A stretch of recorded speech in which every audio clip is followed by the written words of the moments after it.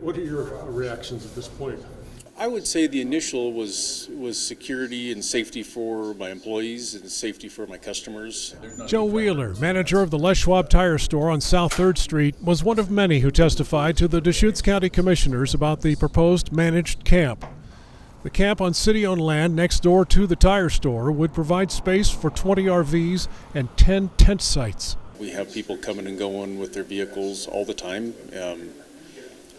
We do lock their vehicles, but we don't have good visual contact of their vehicles at all times. We can't monitor the sides of the building where we don't have windows. I'm not against the managed camps. Getting homeless off the streets and sidewalks is a necessity for Ed Muir, but he says the devil is in the details. How do you actually manage the camps? What are some of the specifics with respect to how people are admitted to the camps, how the camp's security is maintained, who's managing the camps? With the exception of the Les Schwab Tire Store, no other business along South 3rd Street I spoke with wanted to be interviewed on camera. But several told me about problems they're already having with shoplifting, break-ins, theft, and vandalism they attribute to the homeless population, and that they fear would get worse if the proposed camp is moved to the plot of land near them.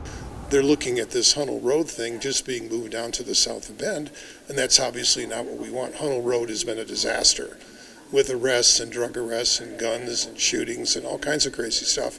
So we don't want that in the south of Bend. At Wednesday's meeting, county commissioners described the proposed camp as humanitarian support for homeless people in dire need of medical assistance. They also said it would help end the cycle of encampment closures and displacement of homeless people. If security and fencing and mental health care and drug use are taken care of, then I think it's a good start.